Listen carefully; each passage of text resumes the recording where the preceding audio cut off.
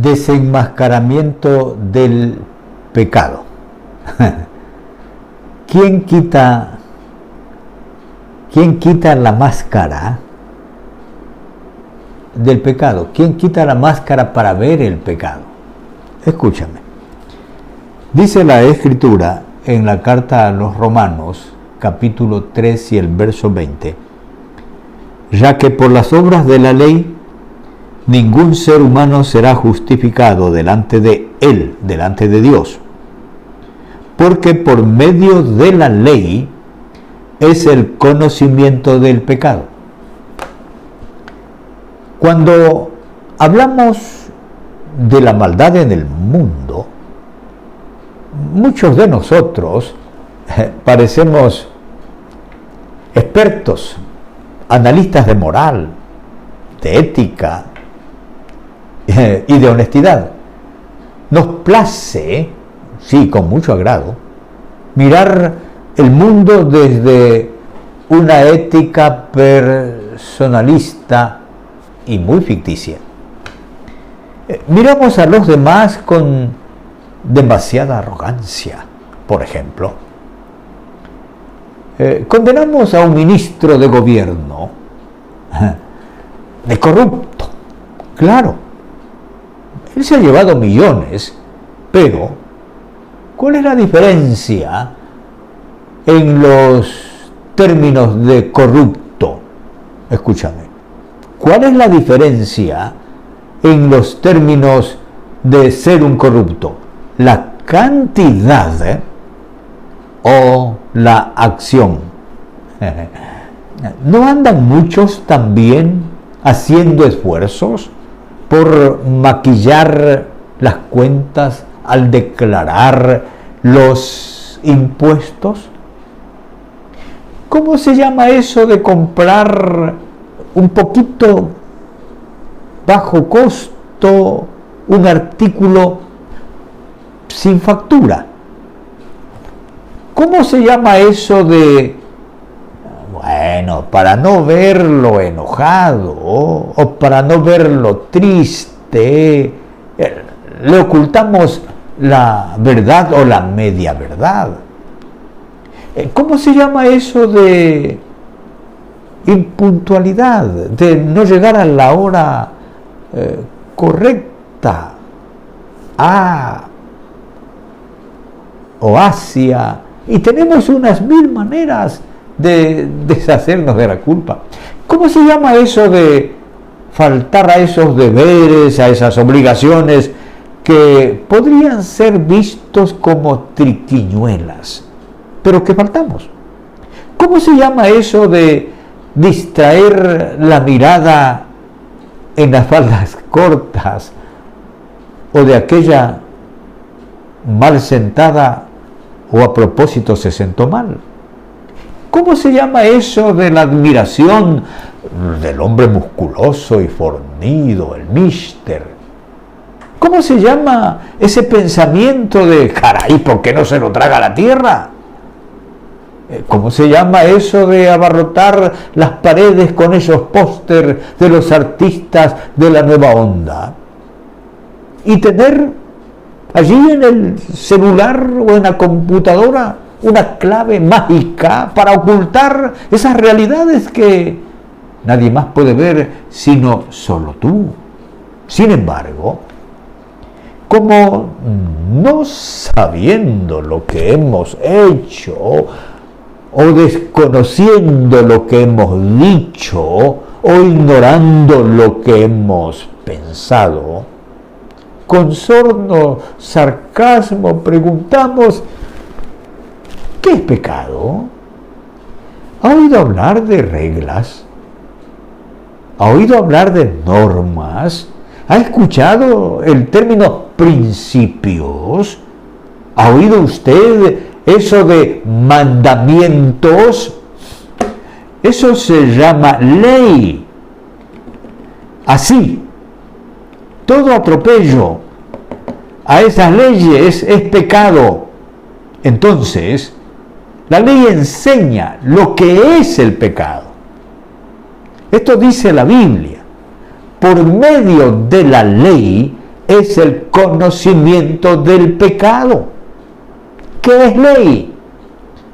Ley es precepto dictado por la autoridad competente, en que se manda o se prohíbe algo en consonancia con la justicia o con el bien de los gobernados o con el bien de los ciudadanos. Este es un concepto de ley bastante aceptable. La ley tiene la finalidad, ¿sabe de qué? Del bienestar para los involucrados en el precepto, en el mandamiento, en la norma. Por ejemplo, no matarás. Está enfocado al respeto de la vida del prójimo y a la vez al buen decir de todos, como se lo calificaría al que ha atentado contra la vida de alguno. ¿Qué nombre adquiere ahora? ¿Sabe cómo se lo llamará? ¿Asesino? ¿O criminal? ¿O delincuente? Ustedes saben que la ley tiene una pena. Después de la sentencia, al criminal se lo recluye. Aquí hay dos realidades. Por un lado, para que el asesino no vuelva a hacer con otra persona lo mismo, por eso se lo recluye. También para proteger su vida, porque el vengador lo estaría buscando para hacer con él lo mismo que él hizo. Y de hecho, ¿sabe? Cuando ya salen del reclutamiento forzado, después de la sentencia, los pobres son víctimas de. Entonces, la ley protege al ciudadano. Por eso decimos, la ley crea conocimiento de pecado, porque por medio de la ley es el conocimiento del pecado. ¿Cómo sabemos que algo está mal? Lo explico de esta manera. Espero que su susceptibilidad no sea herida y por favor mantenga su atención, no cierre el canal. El matrimonio es la unión de un hombre con una mujer. Bueno, así lo habíamos aprendido desde hace siglos, lo digo de este modo, pero ahora resulta matrimonios o de dos hombres o de dos mujeres. Se discute el asunto tratando de convencernos que sí puede darse un matrimonio de personas del mismo sexo, pero, un momento, por favor, a la ley y al testimonio, como decían los profetas de antaño. Cuando analizamos la etimología del término matrimonio, nos damos clara cuenta, pero muchos hacen de la vista gorda, que eso no es posible. Es decir, matrimonio de dos hombres o matrimonio de dos mujeres, porque la etimología de matrimonio proviene de dos palabras de latín. La primera, matriz, que significa matriz, sitio en el que se desarrolla el feto. Y la segunda, monium, que quiere decir calidad de, o sea, la aportación de la mujer para llegar a ser madre. En su aspecto natural implica la procreación, es decir, la multiplicación de la especie humana. De este modo, aplicando las reglas de interpretación de la homilética, llegamos a la conclusión que el matrimonio no puede, escúcheme, que el matrimonio no debe y que el matrimonio no tiene que ser alterado. No tiene que ser alterado. Lo contrario a eso se llama pecado. Así dice pues la ley. Ahora bien, ¿cómo es posible saber que algo está mal? que algo no fue bien hecho, que algo no fue bien dicho, que algo no fue bien pensado, obvio, cuando lo comparamos a la luz del orden, a la luz de lo que se ha establecido. Y no fue sino después de los tantos, escúcheme, o muchos errores, que se vio la necesidad de establecer las reglas. La ley nace por el atropello a los derechos de los ciudadanos. Dice la Biblia, pues antes de la ley había pecado en el mundo, pero donde no hay ley no se inculpa de pecado. Así, todo aquello que hacemos bajo el conocimiento de las reglas, si lo hacemos en esa contemplación, la conciencia nos dirá que está bien hecho, o de lo contrario, se crea la expectación terrible de juicio y el sobresalto, el temor a la retracción, hace presa del transgresor. Y dice la Escritura, huye el impío, el que ha quebrantado las reglas, sin que lo persiga alguien. Así, ¿quién lo persigue? No es un alguien, sino su conciencia, que lo acusa día a día, momento a momento. ¿Y se podría huir de la conciencia? Aunque muchos quieren sobornarla con el interrogante burdo de ¿qué es pecado? Fíjese lo que dice la Escritura, mostrando la obra de la ley escrita en sus corazones, dando testimonio, su conciencia, escuche, y acusándolos o defendiéndoles sus razonamientos. Por lo tanto, nadie alegue que es pecado, o vociferando que no ha pecado o que no sabe que es pecado. Toda regla, toda norma, toda ley habla a voz en cuello la transgresión cometida. Amigos míos, esas reglas, esas normas, esa ley nos desenmascara. Como está escrito, no hay justo ni aún uno, no hay quien entienda, no hay quien busque a Dios. Todos se desviaron, a una se hicieron inútiles. No hay quien haga lo bueno, no hay ni siquiera uno. Sepulcro abierto es su garganta, con su lengua engañan, veneno de áspides hay debajo de sus labios.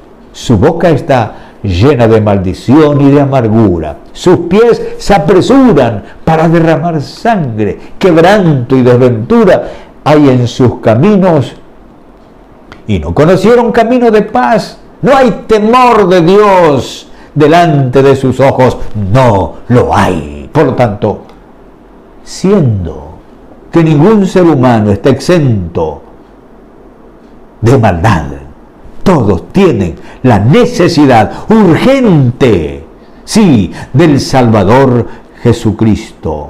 Y Jesucristo vino para hacer lo contrario del pecado, justificarnos ante Dios. Justificados pues por la fe, dice la Escritura, tenemos paz para con Dios por medio de nuestro Señor Jesucristo. Amigo, nadie tiene que huir de su propia realidad. Cada ser humano es consciente y sabe cuándo, dónde y cómo ha cometido su error.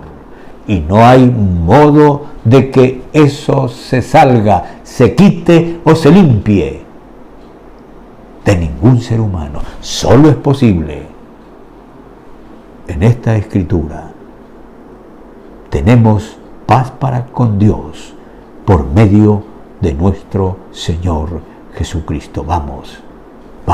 Usted quiera tenerla en este momento, dígale a Dios así: amado Padre Celestial, es cierto, yo he venido huyendo y mirando a los demás como peores a mí y yo mejor que ellos. Pero no es verdad. Dice tu palabra que no hay ningún ser humano mejor a menos que venga a Jesucristo, acuda a Él y tenga paz contigo, porque es lo que vino a hacer Jesucristo, a deshacer el pecado. Dios, cada vez que una maldad ha sido cometida, la regla, la norma, me ha dicho a mí que yo soy pecador. Y aun cuando las leyes mismas o un abogado me consuele y diga que soy inocente, yo sé a carta cabal que no lo soy, porque hice esa maldad. Entonces, Dios, yo acudo a ti en este momento para que la sangre de Jesucristo, tu Hijo, me limpie de todo pecado. Amigo, ¿hizo usted esta oración? Vamos, no se detenga, continúe, siga a Jesucristo. Que Dios te bendiga.